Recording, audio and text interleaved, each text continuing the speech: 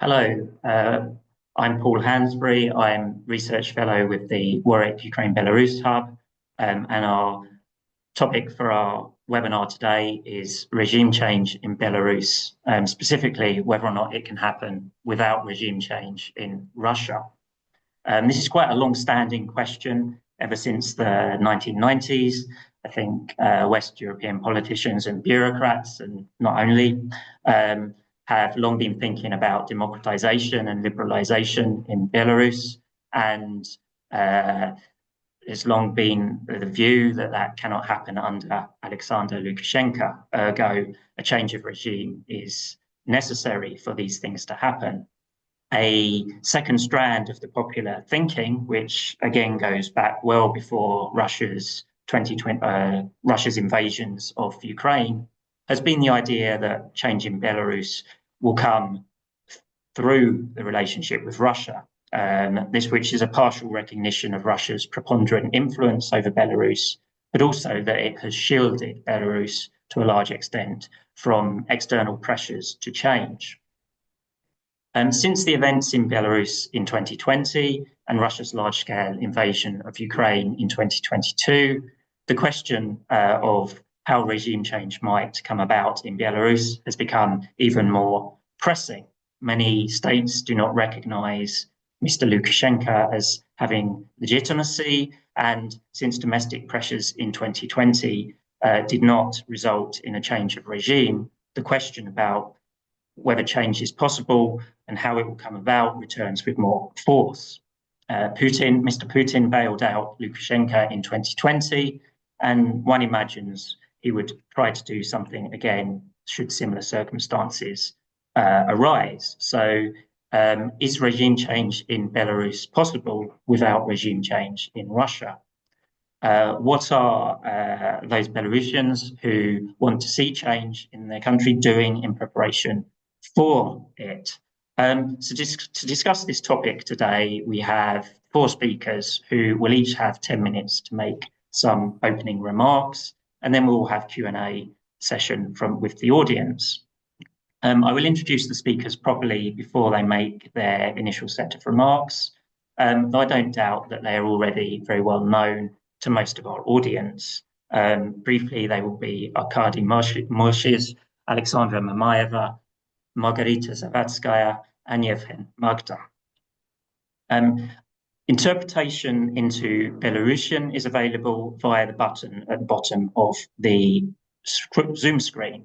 Today, of our four speakers, one of our speakers will be speaking in Belarusian, one of our speakers will be speaking in Ukrainian. For those two speakers, there will be interpretation into English on the Zoom channel. So if you need to hear the English or the Belarusian, please use the interpretation channels accordingly. You may need to switch between channels to work out, to make sure you're on the correct one. This session is being recorded and will be uploaded to YouTube and our website after the event. Please submit your questions for our speakers in the question and answer box in Zoom.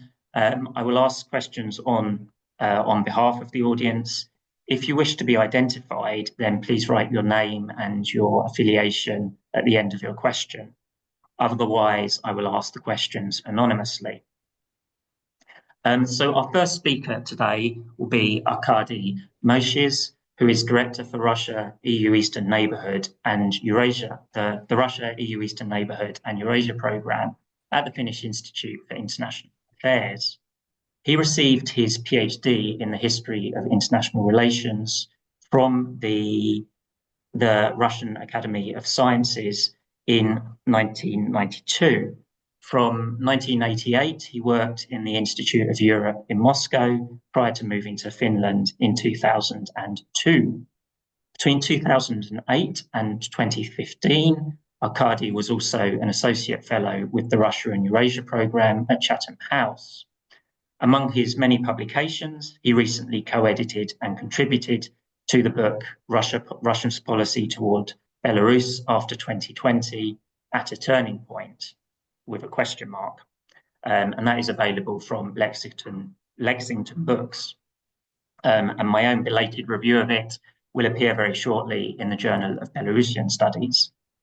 So, Arkady, if we want to start with the thinking about the current regime in Minsk, how stable is it? Can we expect a change of regime anytime soon?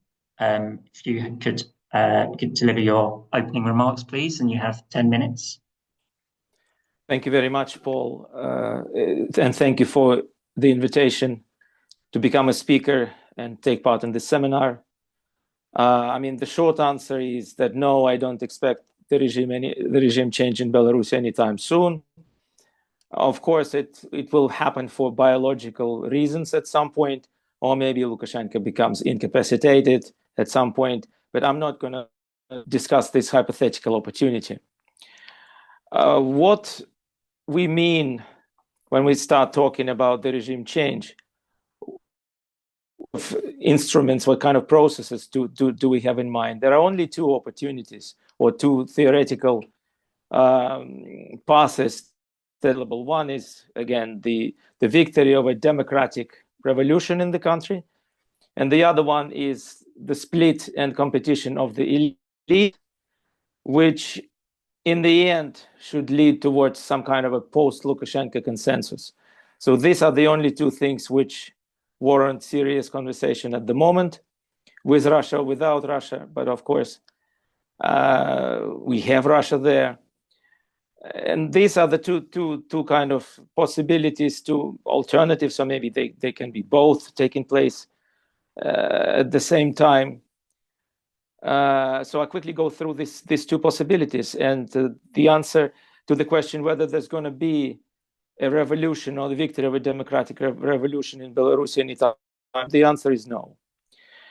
If we look into the historical experience of 2006, 2010, 2017, where there were quite powerful protests against this law on parasites, so-called, and finally 2020, I mean, I would say that the situation now is more complicated and less promising that at any of these four historical junctures where Belarus saw mass protests, or at least not, if not massive, maybe nothing can be compared with what was going on in 2020.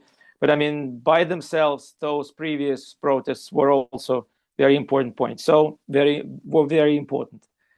Now I cannot expect anything like that in terms of scale, in terms of understanding of what should be done. Why? There are at least 5 reasons. And the reason number 1 is repressions, or rather repressions cum emission. I mean, quite a lot of people who could potentially support the revolution and take part in the revolution, if it were to take place, they live abroad. They're not necessarily are able or would be willing to come back to Belarus if something starts. And repressions, by the help of repressions, Lukashenko has stabilized his position. That's for sure. The reason number 2 concerns the opposition. And again, I don't want to go opposition abroad. I'm using I'm less and less inclined to use even the word opposition when I talk about Russian emigre and Belarusian emigre.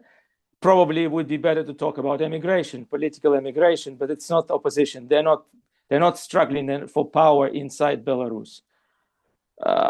I don't want to go too much along that and start criticizing what was done, what wasn't done.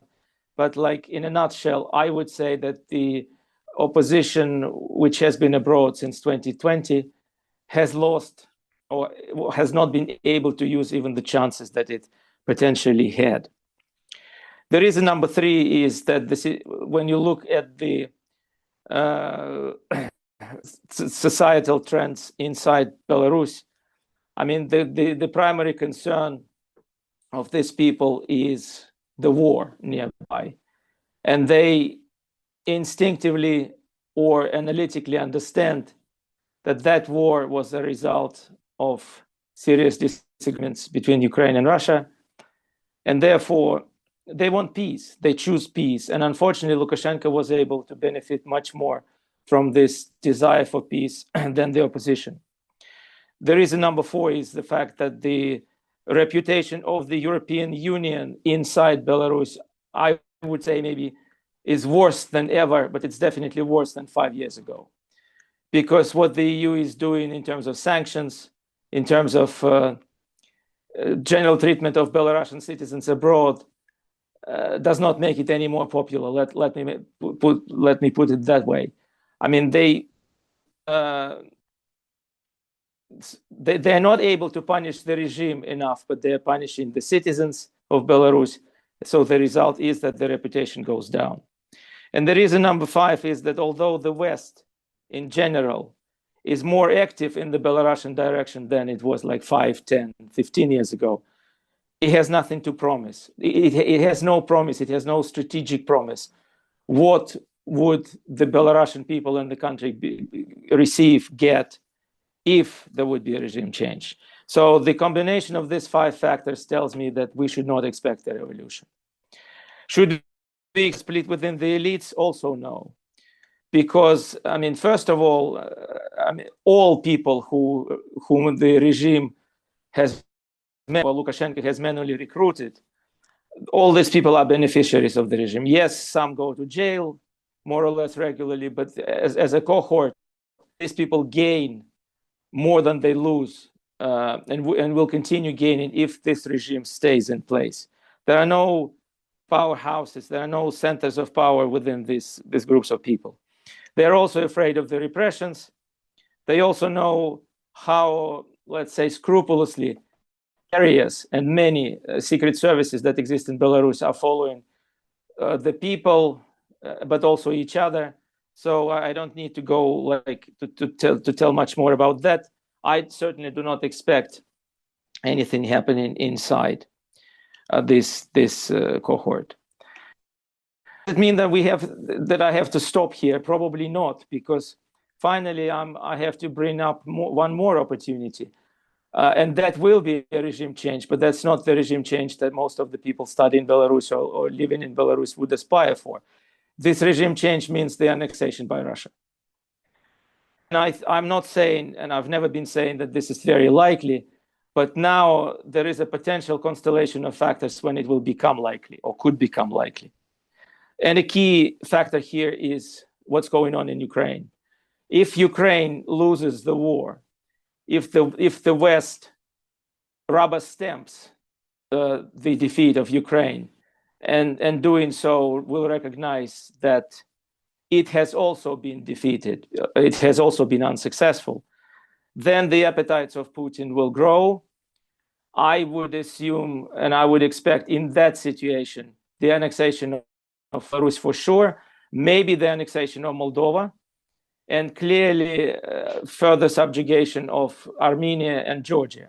I mean, I'm not talking about Central Asia, but these 4 countries that I mentioned will be in serious trouble, and Belarus will be number 1 on the list. So if Russians, if defeated Ukraine and the West, Kremlin then decides to annex Belarus, there will be very little that will be able to prevent that from happening. Again, for the explanation will be easy to find out. People of Belarus will probably not have enough courage to oppose that, and elites even less. And here, that's probably the last thing which I'm going to say, is that we have a very interesting historical experiment. We have the experience of Crimea. Before Russia annexed Crimea, there was thinking was going on that the Ukrainian elites, I don't mean necessarily patriotic Ukrainian elites, but those brought by Yanukovych regime to Crimea, the bureaucrats, the administrators, that they were beneficiaries of the previous regime, and therefore they would be willing to resist the arrival of the Russians. Nothing like that happened. When the master changed, their loyalties changed, almost 100%. So this is, fortunately or unfortunately for some, unfortunately for the others, this is what I would expect to happen in case Kremlin decided to go for a full annexation of Belarus. So I stop here. 2 bad news. No expectations about the change of the regime in a democratic way, and the risk of being annexed by Russia. I stop here. Okay, thank you, Arkady. It was a clear and trenchant analysis, quite a severe critique of many prospective or actors of change there, but it was set out very clearly, and we will go to Aliaksandra Mamaeva next, and she may want to respond to some of those points, and she will have the opportunity to do so. So thank you, Arkady. So our next speaker will be Aliaksandra Mamaeva. She is the head of the International Commission of the Belarusian Coordination Council and the Green Economy Coordinator in Svetlana Tikhanovskaya's economic team. Her work focuses on shaping the vision for a new democratic Belarus, drafting laws and reform proposals, coordinating international activities, and representing Belarus on the international stage. So Sasha, thank you for being with us for this conversation. I'd like to ask you how the Belarusian democratic movement is preparing for the future, but I expect you may also want to respond to some of Arkady's slant on the activities that the Belarusian democratic movement is engaged in exile. The floor is yours, please. Thank you very much for the invitation and also for the possibility to speak in Belarusian language. So I will speak in Belarusian. Hello, everybody.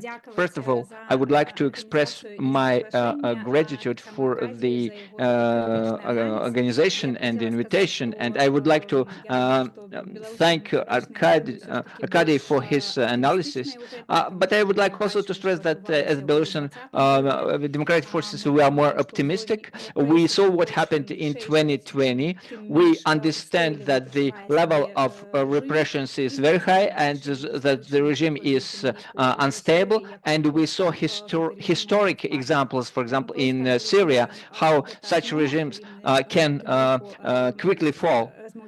And when we talk with people who are still inside Belarus, we understand that nobody started loving Lukashenko more. He enjoys the same support of more or less 30%. As democratic forces, we cannot act publicly in Belarus, but we know that there is activism inside the country, and those who are outside the country can do a number of important things. First, to support the activism inside the country in more safe ways. Second is to present a vision of a new Belarus, because inside Belarus it's impossible. And when we talk about the Coordination Council, about our representative body as a proto-parliament, one of our main tasks is to work on future reforms and future laws. And one of my topics is my specialty as representative for green economy in the Svetlana Tikhanovskaya team. I would like to touch upon the issue of energy independence of Belarus.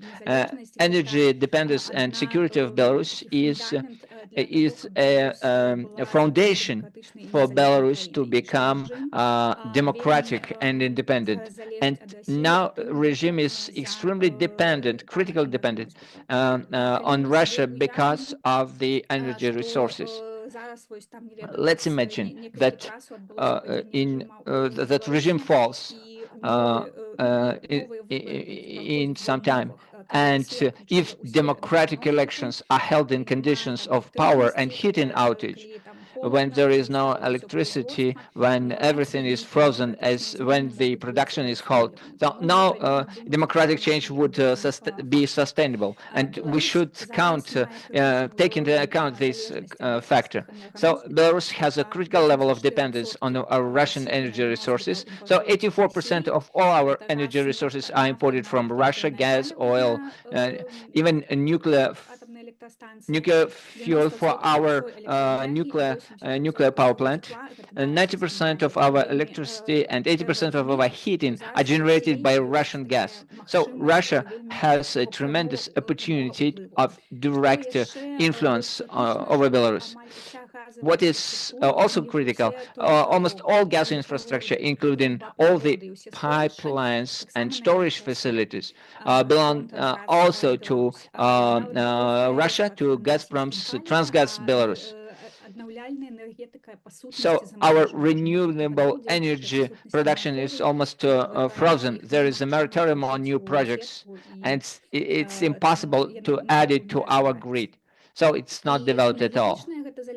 So our energy dependence is not based only on direct supplies of energy resources. So the whole Belarusian economy is only competitive thanks to cheap gas and oil from Russia.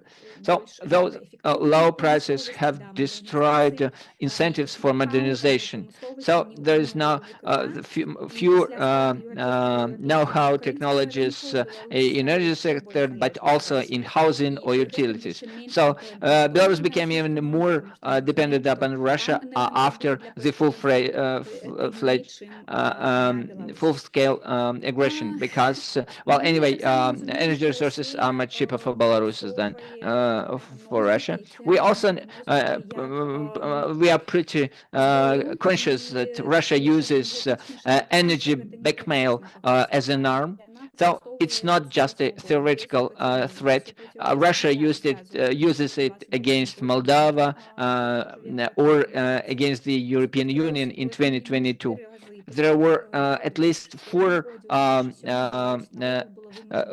energy blackmails from Russia against Belarus. So in 2004, for example, there was a gas supply crisis, and it stopped only when Belarus accepted to sell Transgas. So, and we also understand that cheap energy prices is a form of subsidy for the regime. So there is both economic and political dependence of Belarus, because Russia shows that it is ready to intervene in political matters in Belarus.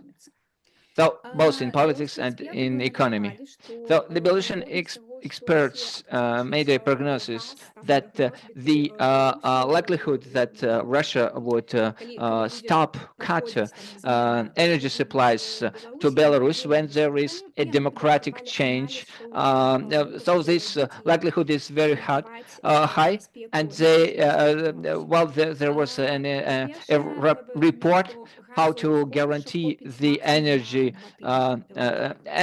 security of Belarus. We should understand that the storage and the gas reserves would last only for 2 weeks.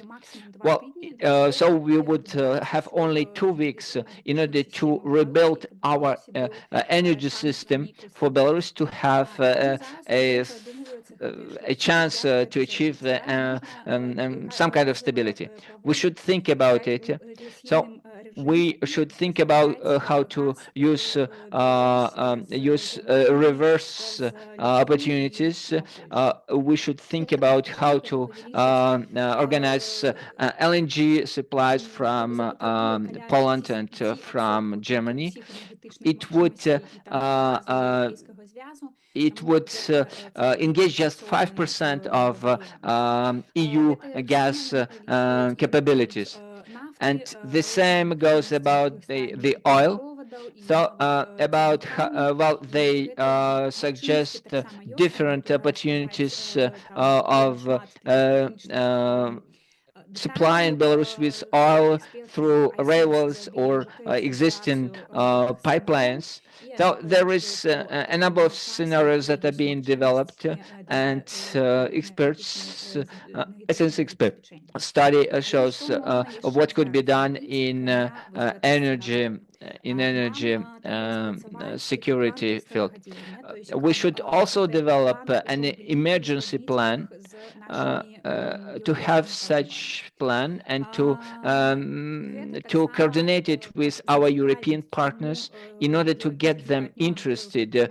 Our European partners to support Belarus. Together with Belarusian experts, we developed a comprehensive platform for green economy development. Belarus can be an interesting country for developing renewable energy resources. While the production of wind and solar energy, biogas and biofuels, and the integration of Belarus with the European energy system. Belarus needs support from a European community. And we also need a political decision on a possible future eventual support of Belarus. So we need a clear-cut position of European countries that when Russia cuts energy supplies, we are ready to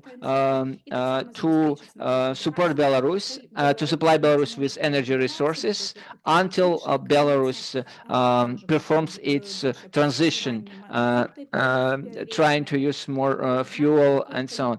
So we need such a political statement that would diminish the threat of Russia's blackmailing. We saw that at the example of Moldova, when Russia alleged that there were some technical problems, but Moldova managed to have an agreement with alternative supplies with Romania, and Russia stopped its blackmailing.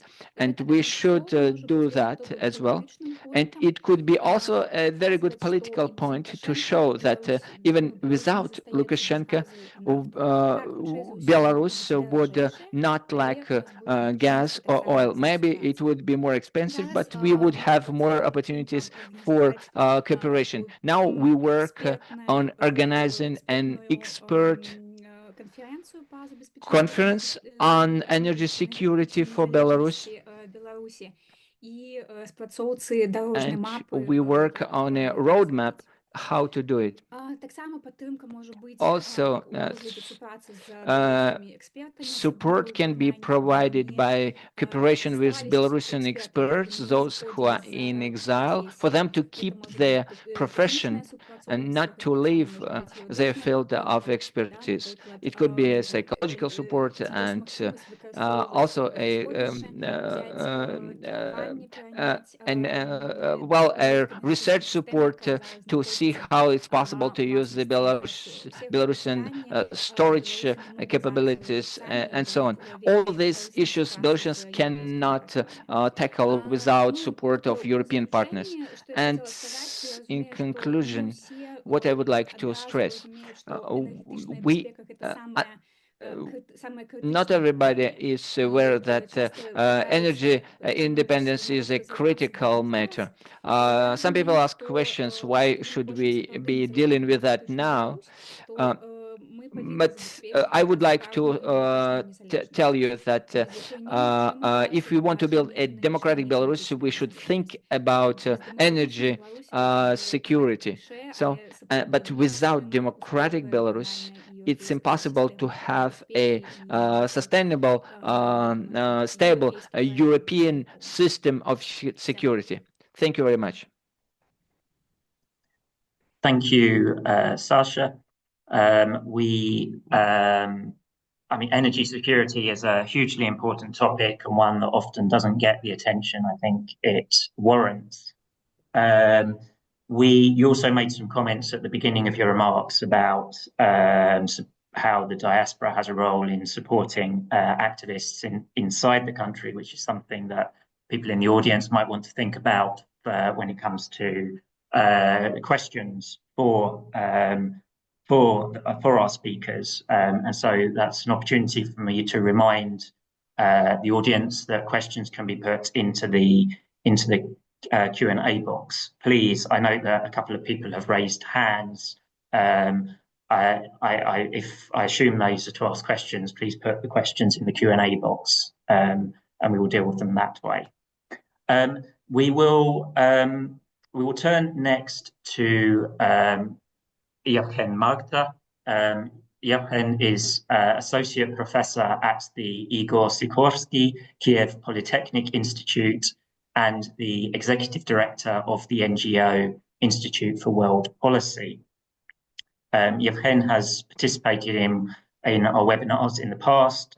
He is a frequent contributor in media, and there are many publications under his name. He will be delivering his remarks in Ukrainian, so please, if you want the English, as with our previous speaker, please use the interpretation option by clicking on the globe icon at the bottom of the screen. Yevhen, you have 10 minutes, please. Thank you. Good afternoon. Thank you for this possibility, dear friends, and dear Belarusian participants. My best wishes. Yesterday was a great holiday, the Day of Freedom in Belarus. So I would like to start by the following. Well, by a sensation, I believe that Lukashenko's inauguration yesterday was his last inauguration. Today, in our world, I don't believe that he will survive until his next inauguration, survive physically or politically. I'm quite sure about it. And I believe all of us understand that the main threat comes from Russia. We know that, well, we have a joint state of Russia and Belarus, and Lukashenko is less and less needed as an independent ruler to Kremlin.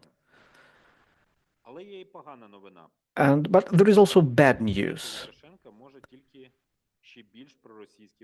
Lukashenko may be replaced by a president who would be much more pro-Russian. I'm also sure about it. And such a president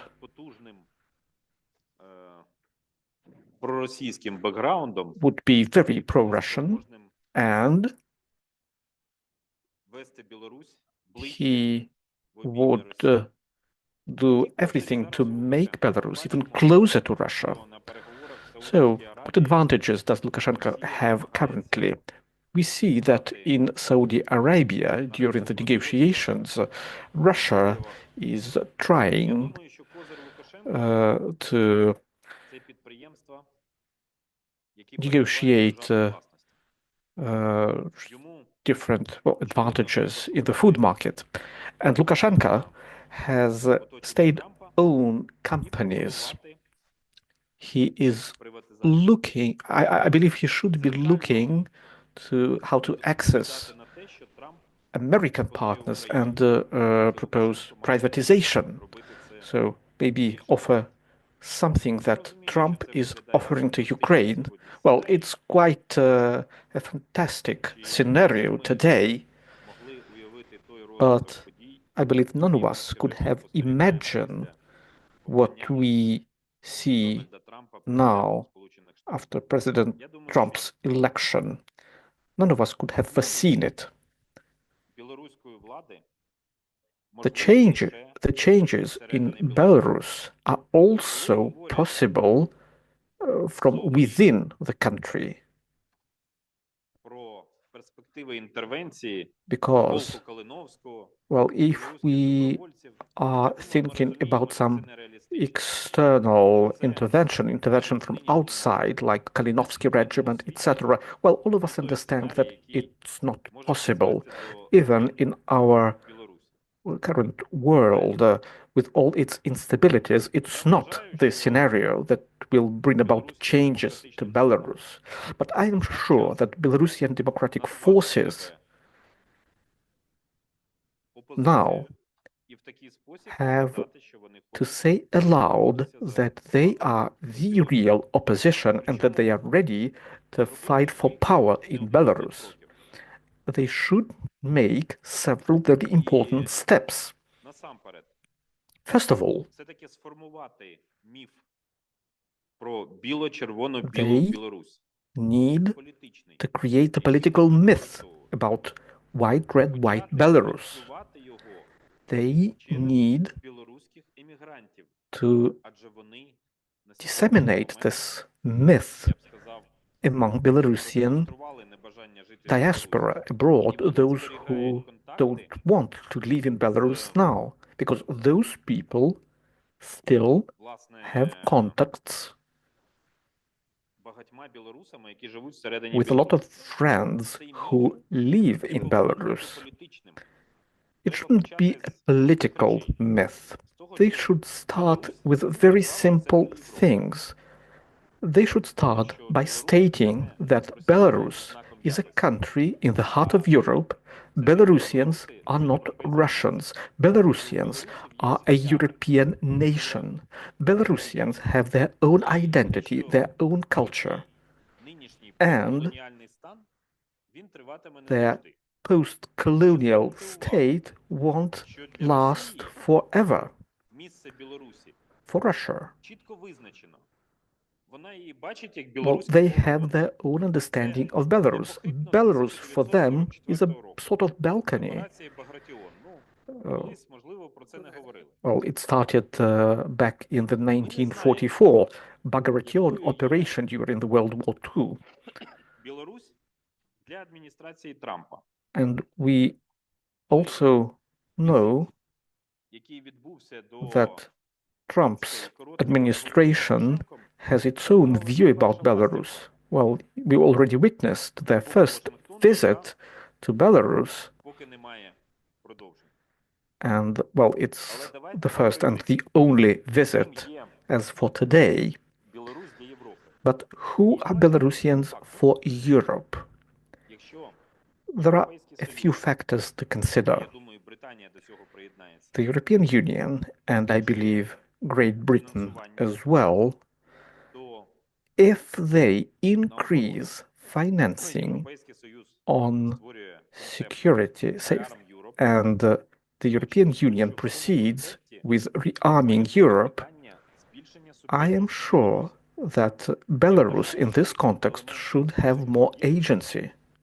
And in order for Belarus to have more agency, I think that it should get more development aid, European experience, European proposals to solve Belarusian problems should be offered. Europe should adopt a more active stance. And those initiatives should also come from the countries that have common borders with Belarus.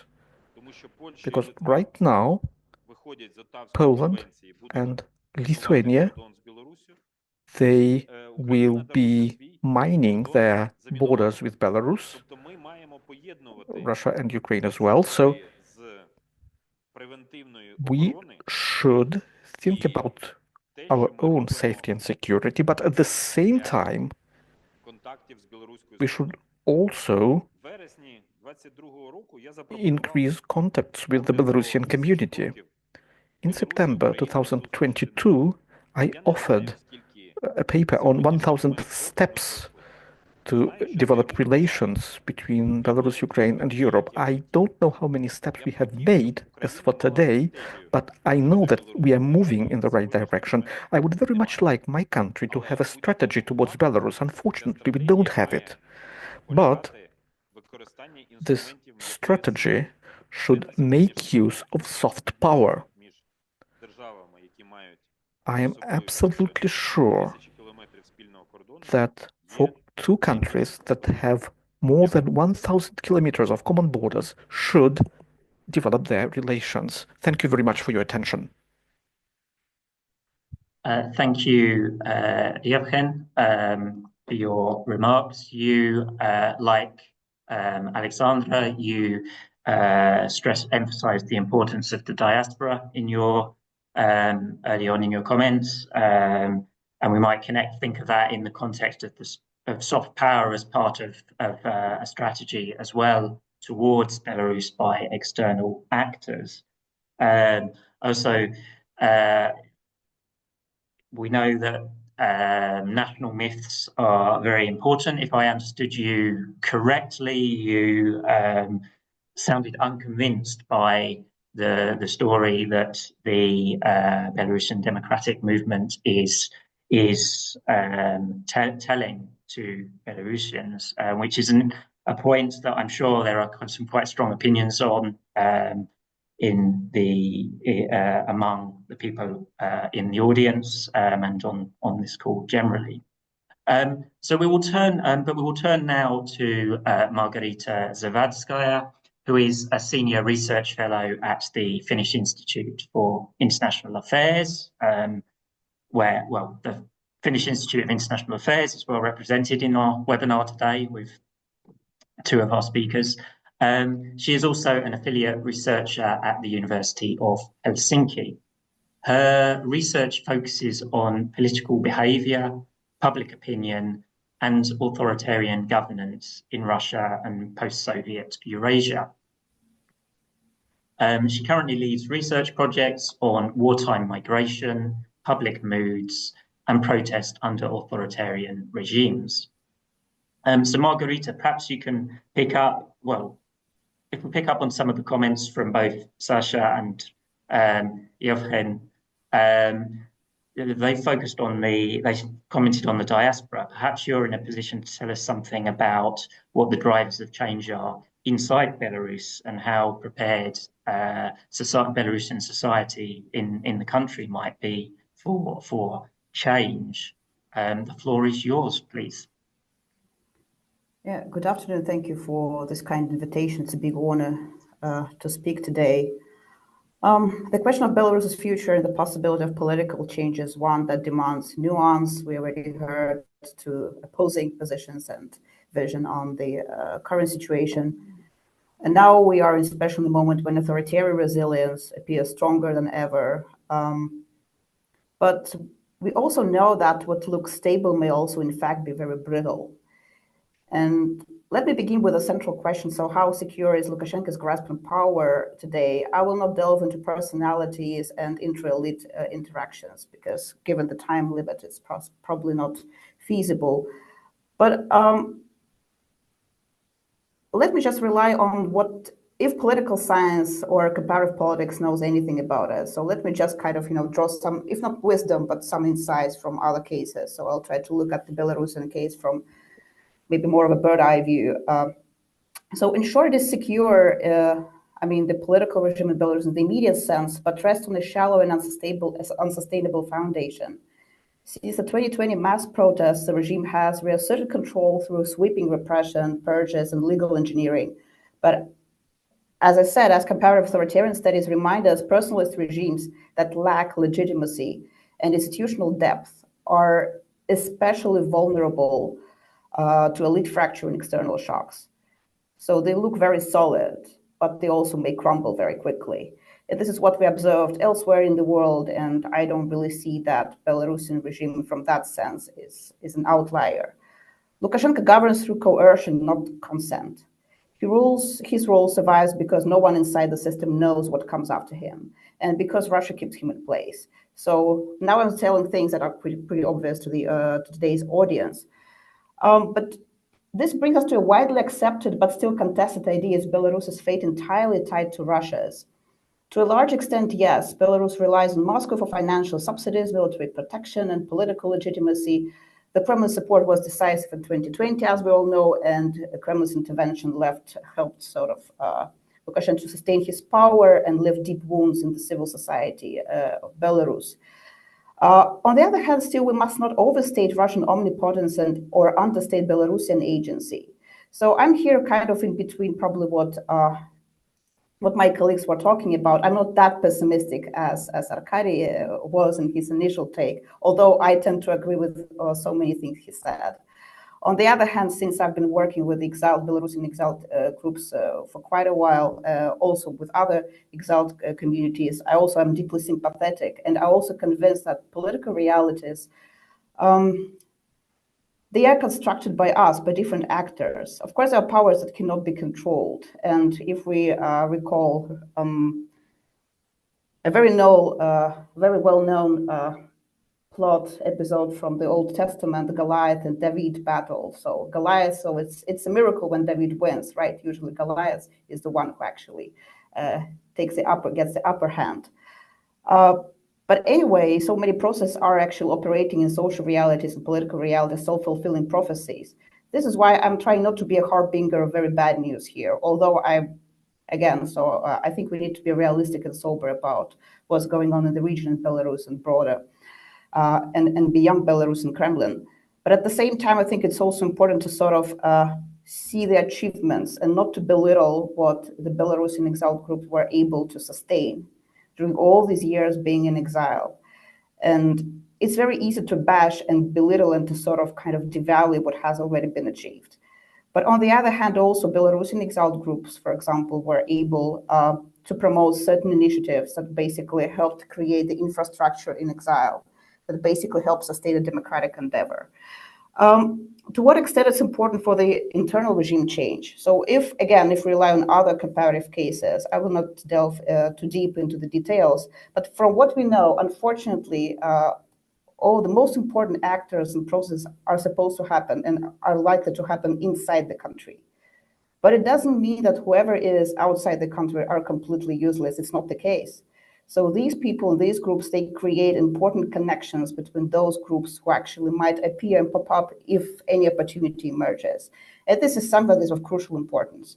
So if I can bring, I don't know, like a soccer metaphor. So the game is happening inside the country, but whoever is outside, they still can be important, if not cheerleaders. Again, it sounds very belittling, but they still can kind of provide important support and, as Yevhen said, important political mythology that can sustain this emerging political community outside the country and supply important ideas. So in this sense, I think this kind of narrative part of the story should not be underestimated.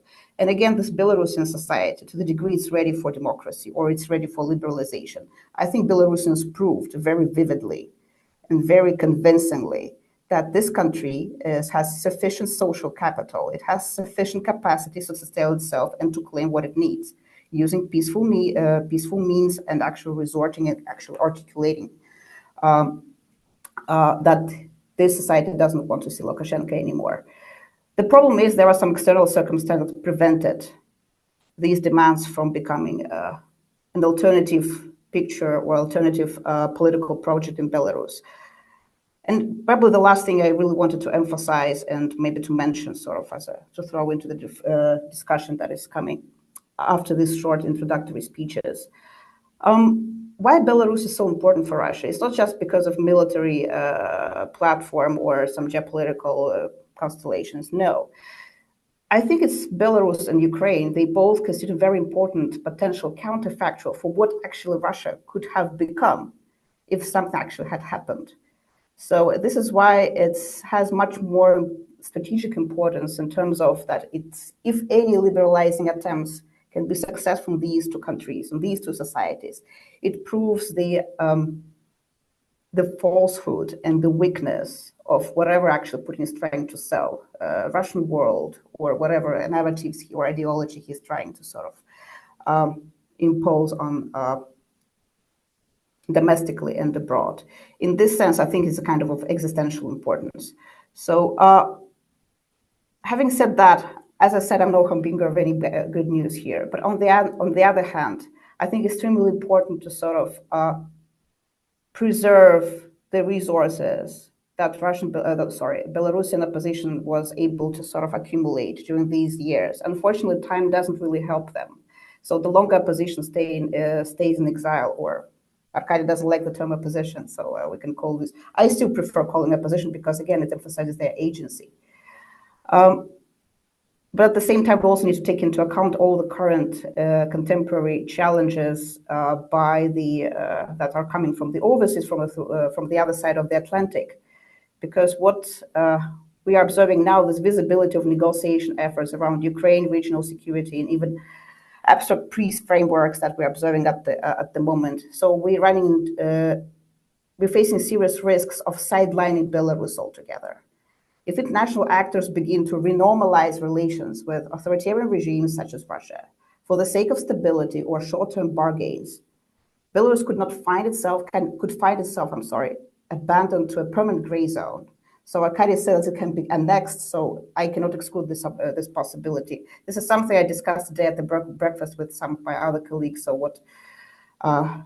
which country could fall next victims to the Putin's aggression?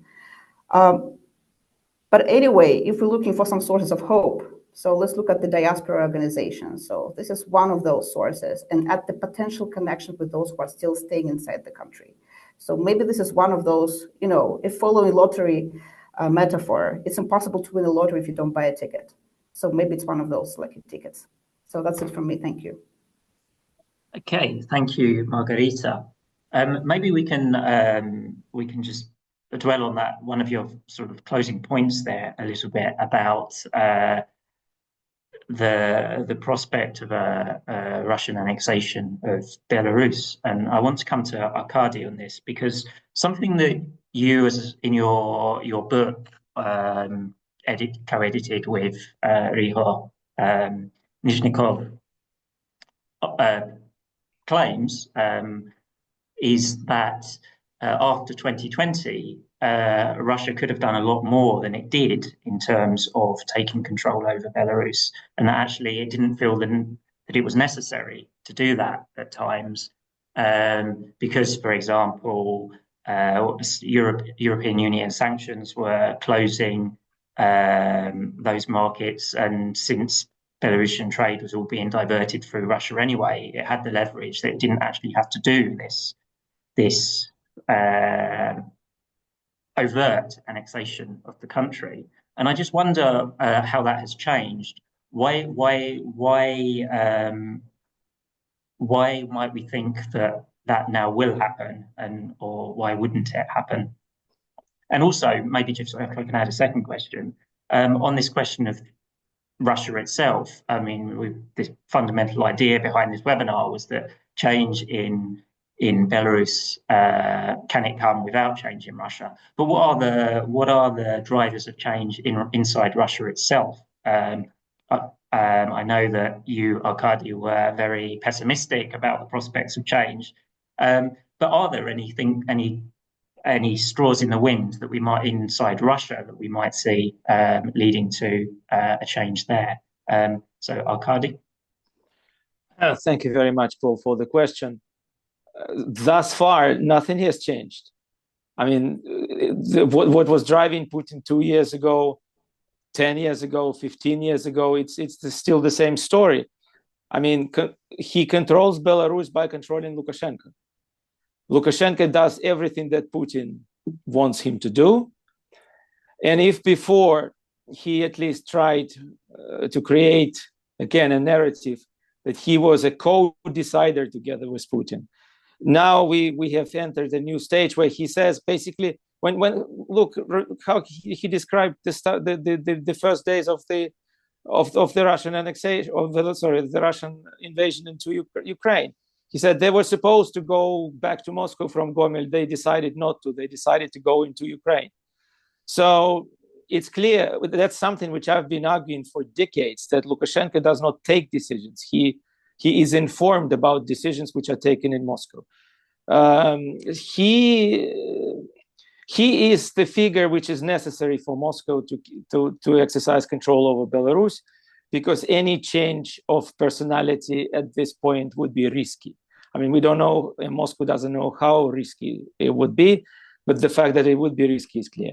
So Putin is postponing the decisions because nothing has changed. But the key factor here is that Ukraine keeps fighting.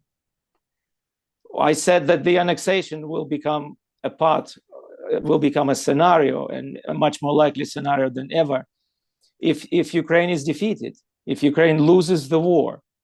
And if the West admits that Ukraine will have lost and the West will have lost, then that's going to constitute a fundamental change, because that would mean that the annexation of Belarus will be a lot less costly for Russia in terms of international relations, diplomacy, and so on. There will be no sanctions for that.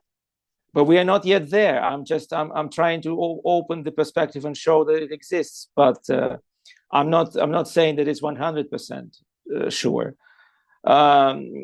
So we have not. Maybe hopefully we will not see that change or that major trigger emerging. But that's what's going to happen. So far, it hasn't happened. And speaking of Russia, yes, I remain a pessimist because there is this fundamental, original, primordial sin. 86% of the Russians supported the annexation of Crimea. There's no way back, because and probably this 86% are still there. If it's 79, it doesn't matter. It's a predominant approval of the annexation of Crimea. They may or may not like what's going on now when their husbands and sons are going to fight, which also affects a very minor part of the society still. That might change, but that fact that 86% of Russians accepted the annexation of Crimea is something that you cannot easily overcome, let alone forget. And that's the problem. And that's why I disagree with Margarita. I don't think that what would be happening in Ukraine and in Belarus, for that matter, could serve as a role model, I don't know, just an example for the Russians, something that they would make them follow the suit.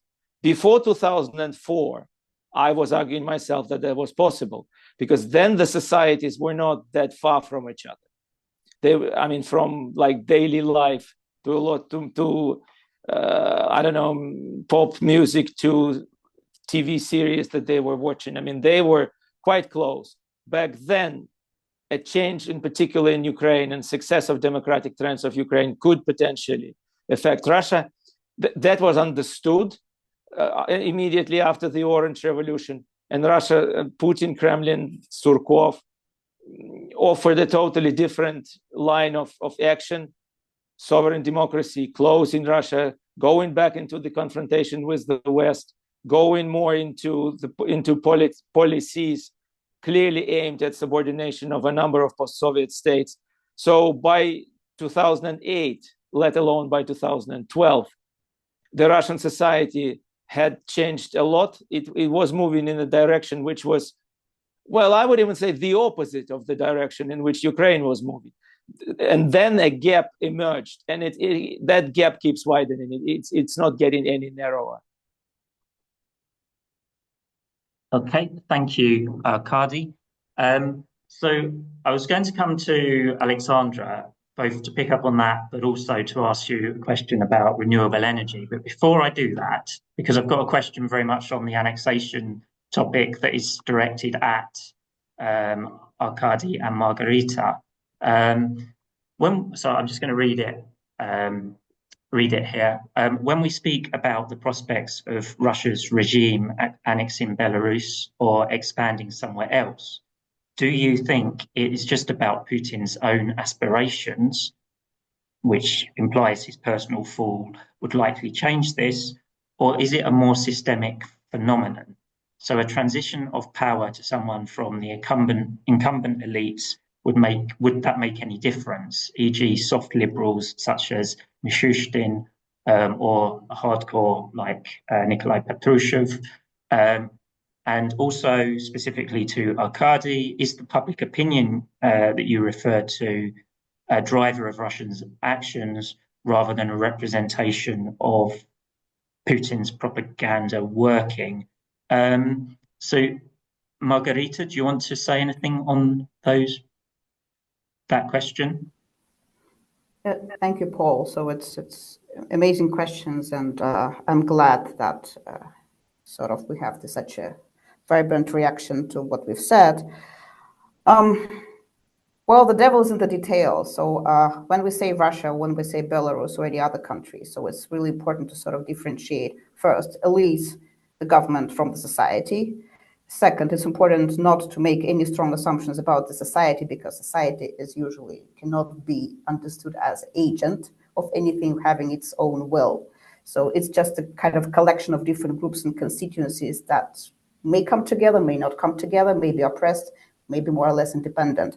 So this is why I have very big problems with interpreting public opinion data coming from unfree societies, especially in societies when there is no when there are no elections. So which means that public opinion polls cannot be served as proxy for the absent elections. So it's kind of a logical and conceptual mistake. So these data have to be interpreted somehow differently. So Russia is one of those unique countries where we do get the data even from independent pollsters, but this is in a dictatorship, and second, this is a dictatorship in the at war. So it's kind of a pretty unique constellation of factors. I tried to dig and look at other countries, so it's unfortunately I wasn't able to find anything. When it comes to Belarusian public opinion polls, they exist, but my colleagues probably know it much better than I do. But some of these data are either not available publicly, or actually the Belarusian state does anything possible not to sort of like gather this kind of information or allow independent pollsters to operate in the country. So I cannot comment much on that because it might be a bit sensitive, and I don't want to disclose my colleagues who are still working, conducting field work there. But anyway, so just an important methodological note. About the potential or straws in the wind evidence, what could happen on the Russian side. Unfortunately, the likelihood of any democratic transition in the foreseeable future is extremely unlikely, even if Mishustin is kind of ex officio, something happens to Putin. So, and Mishustin is in charge. So yes, he's much more technocratic and liberal. He's probably not as bloodthirsty as the rest. But the thing is that, so for how long he's going to actually would be able to stay in power. So how much actual constituency or resources behind him is, to what extent he's able to sort of sustain his power. So that's a big question. So maybe he will be able to be, ex officio maybe for a couple of minutes, or maybe for a month, or maybe for years. So that's a good question. So again, it's a personal dictatorship, and usually a regime collapses very suddenly and in very, I would say, unpredictable ways. The second point, whether about Putin's, I would say, quirks versus systemic feature of the Russian political system. So I think so far what we're dealing with is, unfortunately, stems directly from how Putin sees his actual role in this world, and he really wants to he has his own ideological agenda. And I don't want to delve too deep, because I think it's extremely tragic that so many people have to learn how to read Putin's mind. So it's probably not the kind of skill we all wanted to develop in our lives. But what I think is really important here is to understand on systemic level that these kind of regimes, when they collapse, they're most likely to end up with another dictatorship. They may also actually have a chance to have something looking like a military junta. But in the Russian cases, again, it's extremely unlikely, because the military are not, I would say, they lack agency. So they have never, ever been a fully blown political actor. I think it's a very known issue. I don't need to elaborate on that here. So the most likely scenario is basically a more liberal, probably kind of dictatorship. So that probably would be very interesting, wrapping up all this militaristic agenda. Of course, there is a fear that more radical forces may come to power, but there is a debate. So I'm a bit more skeptical about that scenario. So I think it's more likely that it's either kind of the same kind of regime, or it's slightly more liberal, kind of Medvedev style. But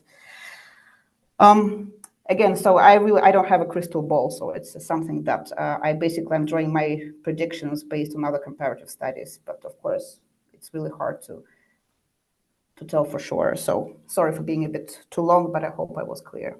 No, thank you. And I mean, on the point of opinion polling, I mean, as you say, there are opinion polls of Belarusians. These come up quite often in our webinar talk conversations, and maybe we need to have a whole session talking about the reliability or not, because people have very different ideas about them methodologically. So I said I'd come to Arkady, so I will do so, but then after that, we will go to Aliaksandra, both on this issue and on the renewable energy issue. And also there's a question about ordering of reforms and free trade. So that will all be coming your way in a moment. But first of all, Arkady. First of all, I should say that I use Russian polls quite a lot.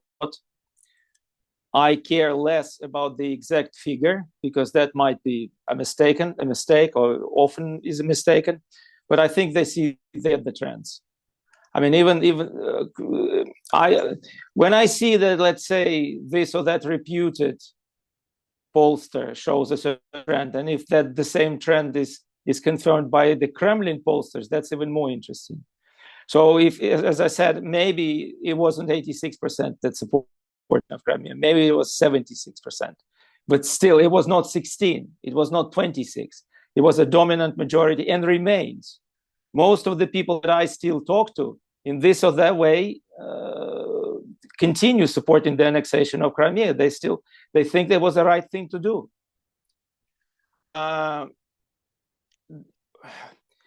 When we're talking about Putin's propaganda, it sounds like it's a magic. He has a magic wand. He shows it to the people, and they start dancing like this guy from Hamelin. It's a different story. It's a story that Putin and his pollsters go get the understanding, maybe rough, not always necessarily accurate, but often quite accurate, of what people want, of what people talk about. They take the message, they rework it, and bring it back to the people in an amplified way. So it's not a blunt propaganda. It's people who were hearing about communism for decades. And it was considered to be ridiculous by everybody who would hear that propaganda. So Putin's propaganda is a lot smarter. They tell the people what people like to hear. It's not the only component of this propaganda, but that's quite a major component. People who are in the opposition or dissidents inside the country, they are often dismissive of this Putin's approaches and Putin's style. They just say, "Oh, it's a propaganda." It's not just a propaganda; it's a much more complicated phenomenon. Putin learned it because there've been in his early years there've been attempts to I don't know, to just go with narratives which had no traction in the society. That's not happening any longer. And that's why his propaganda is much more effective than people would think. Whether people are a factor or a driver, of their resistance is a driver. Putin knows that there's no universal support, that there are hundreds of thousands, maybe millions of people. Russia is a big country who oppose that, who leave the country, who go into some kind of voluntary seclusion. This war is a very interesting phenomenon. The whole story is full of contradictions, because on the one hand, Putin's propaganda doesn't want to show that this is an existential war for the Russian people, but they expect people to still see it as an existential war for themselves, which is not taking place. But he still tries to explain certain things. But when he's cornered, let me put it that way, he finds the way to fight back. I mean, just a couple of days back, he said that talking about possible rotation, that's the word which was used, of the troops consisting of mobilized people, those hundreds of thousands of men which were mobilized in 22. He said they have become very good professional soldiers. There's no point to send them back. I mean, it's very interesting. It's very straightforward. I mean, when he was pressed, when he realized that he had to say something to the wives and mothers of this men, he said, "No, I need them. I'm not going to." So he was playing quite a tough ball in that situation. But of course, this has been more of an exception than the rule. The rule is that for the first time in Russian history, soldiers are paid colossal money. Their families are paid colossal money. They get a lot of benefits in kind. This might not be sustainable, probably is not sustainable in the long run, but thus far it has been sustainable. So I don't see even the passive resistance in the Russian society. I mentioned this communism propaganda.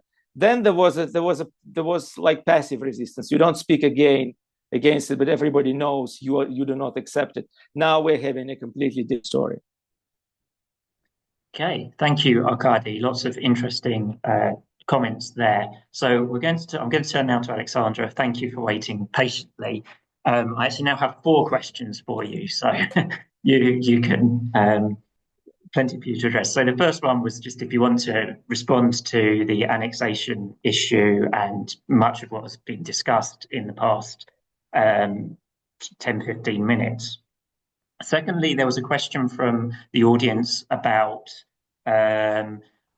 why don't you think that the democratic forces should be securing a free trade agreement with the EU ahead of planning for sourcing alternative energy resources? And I think it's a question about the order of prioritize what the priorities should be for reform. So that's the second question, if you want to comment on that. The third question was directed at you, was about renewables. As an expert on energy security and energy matters, perhaps you could say something about the potential of both Belarus, but also Russia as a with hydrocarbons out of the picture. I mean, it always strikes me when I think of Russia with these huge forested lands, and that there must be some potential for it as a renewable energy power. But of course, under Putin, it's so focused on hydrocarbons. And whether or not Belarus too had its potential as a source of renewable energy. But the specific question from the audience was about the relationship with China and some suggestion that China is supplying solar panels to Belarus, and I'm not sure if you want to comment on that, whether or not that is the case. And the fourth question for you, from also on energy, so I will read it as it's written here. Has any estimate been made of the additional costs of realigning Belarus's energy sources to Europe, including safety reviews and possible upgrading required at the Astrovets nuclear power plant? And how would a democratic Belarus oriented to Europe source the necessary funding for this realignment? And if that estimates have not been made, where do you consider resourcing appropriate experts and advisors to be able to do this? So there's quite a lot of questions for you there, but and you can answer in whichever language you choose, of course. Yeah, thank you. I will answer also in Belarusian. I will answer in Belarusian.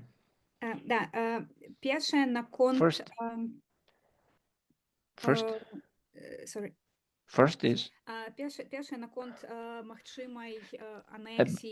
about the possible annexation or occupation of Belarus. We understand that Belarus is under hybrid occupation right now. Many elements of our independence in foreign policy, in military field, Belarus has lost them. We saw that in 2022 very brightly.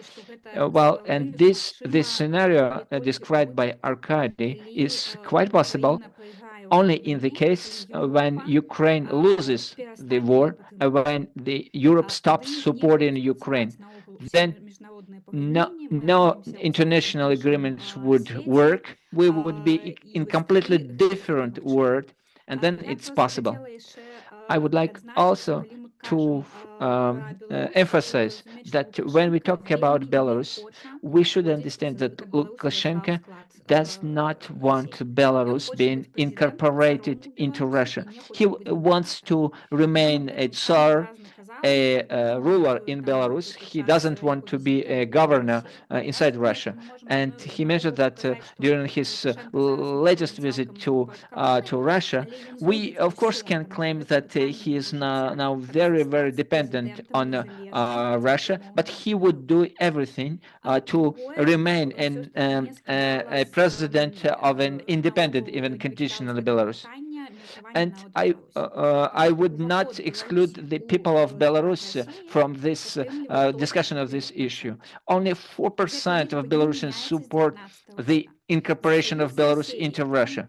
Well, when we talk about the union with Russia, well, sometimes it grows, support grows for this idea. In 2020, the support for such idea was dropping when Russia supported Lukashenko, and also in 2022, and also from 2009.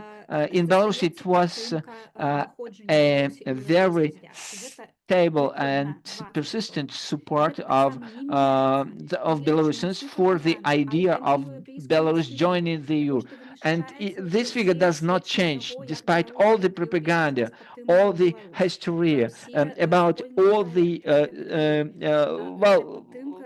shortcomings of EU support for Belarus and so on. This support is still there. And there is also an interesting figure. I came across it. Well, Arkady mentioned Crimea. So during in 2013-14, during the Maidan, there were no protests, no support for European integration of Ukraine. And this is also an indicator. Well, so in Belarus, protests against Lukashenko covered almost 10% of people, almost 10% of people mobilized. So I would not write down write out Belarusians. And the value of independence for both elites and people, and also personally Lukashenko. And of course, we would like to avoid such kind of scenario. When we talk about reforms and what is done by the democratic forces, and in particular by the Coordination Council, especially the issue of securing an agreement with the EU, well, it's a top priority for us. We understand that it's impossible to sign any agreement with the EU on behalf of our state.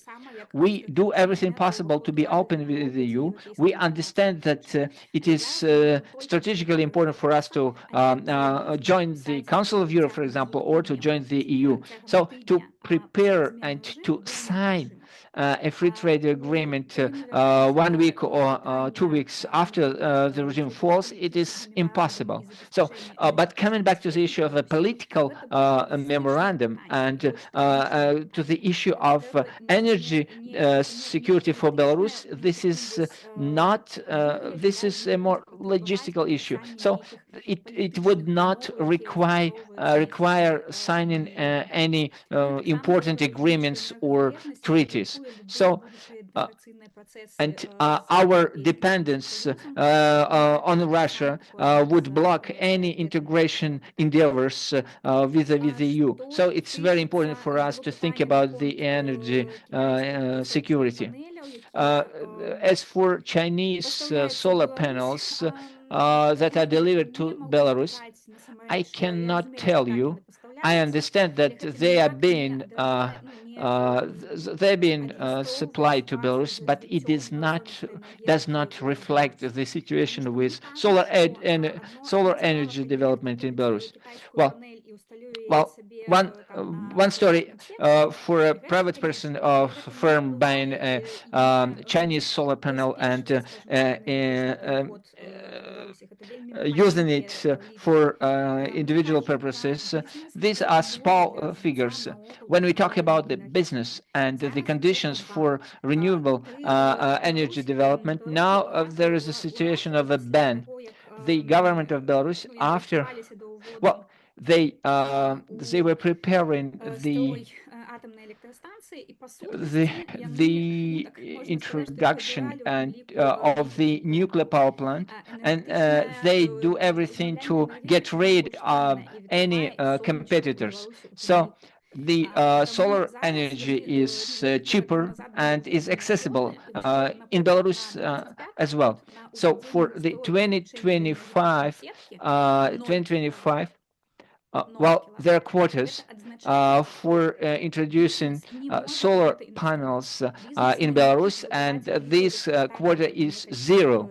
It means that businesses cannot invest in these facilities, even if there are such facilities, technical possibilities. Another issue is about investments. How secure these investments would be.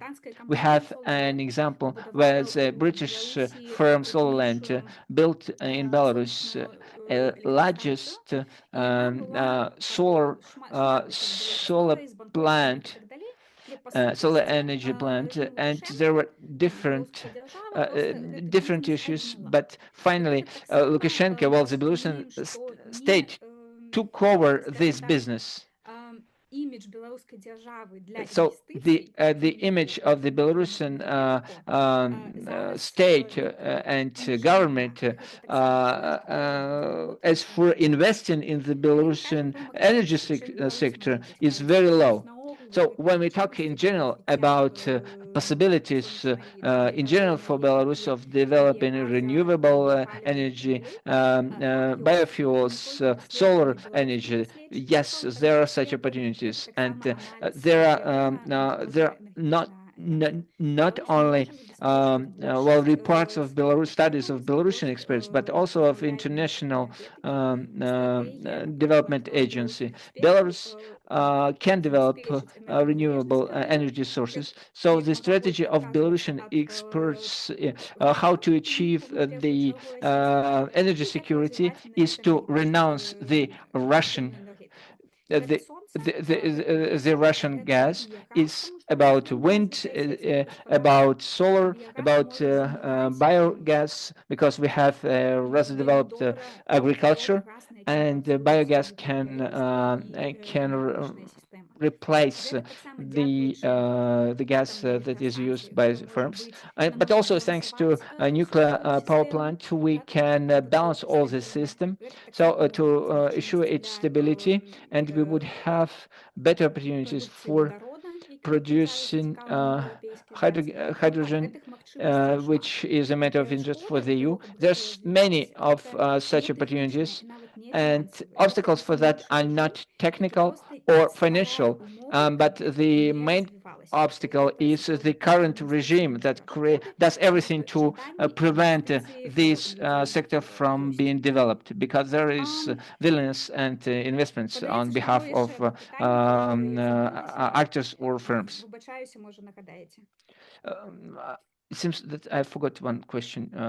Please remind me if it's so.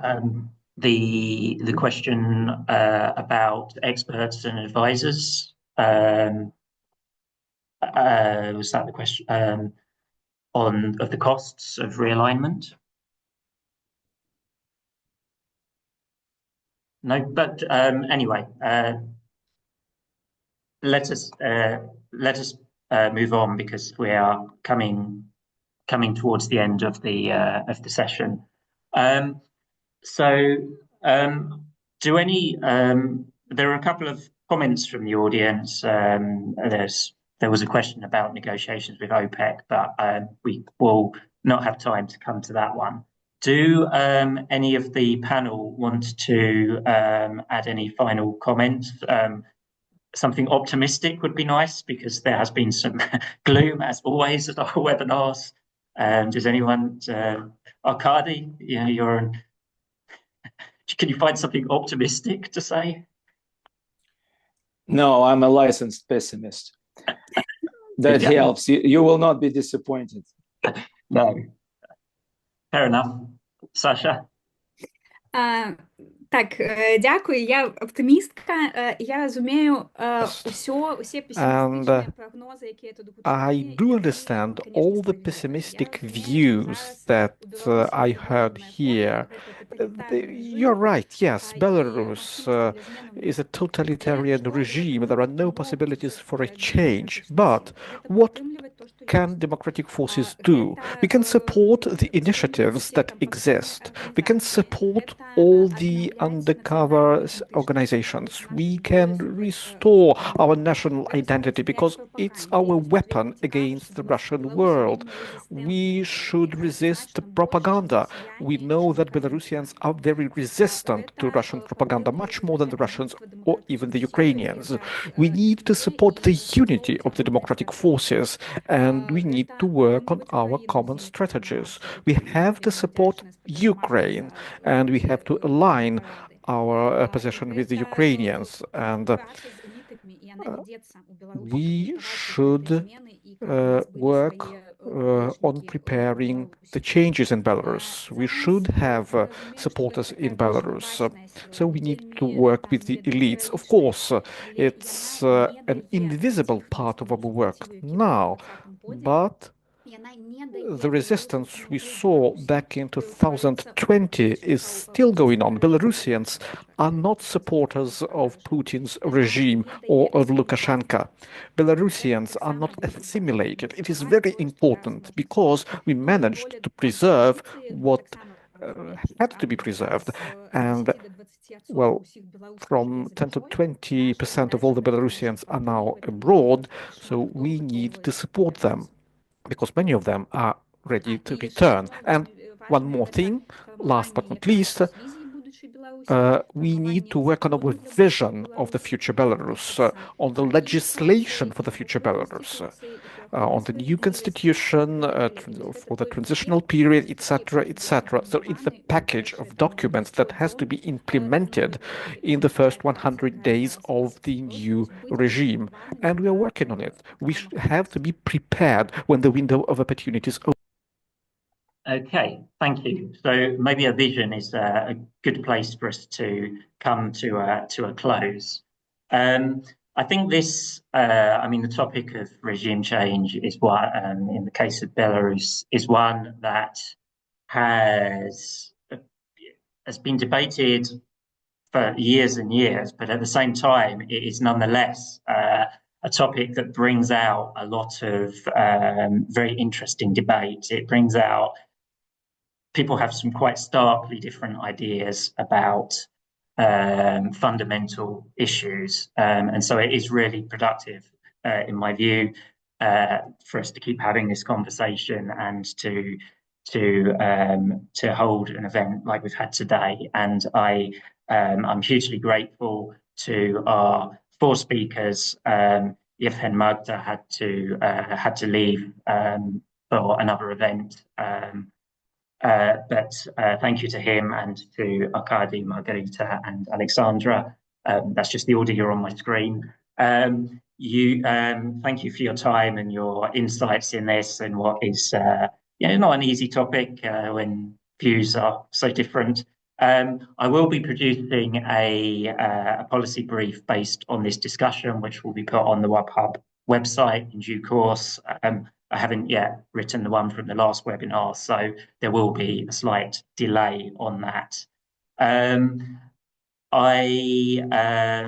Our next webinar will be on 29th of April or 28th of April, the Wednesday at the end of April, last Wednesday in April.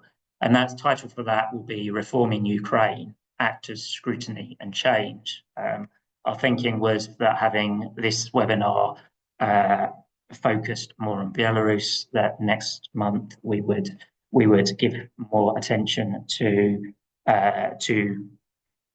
Ukraine. And we also have an in-person conference in London in June. There are some details on our website at the moment, and you can already register interest if you would like to join us in London. So I've already said thank you to our speakers. Thank you as well to our two interpreters. who have been working throughout the call, and I know that is not an easy job. Thank you, lastly, to our partners at Ukrainian Prism and the Stockholm Centre for East European Studies, who help us to organise these events. And very lastly, thank you to our audience for joining today and for providing questions to the speakers. So thank you, everybody, and I hope that we will see you next month. Goodbye.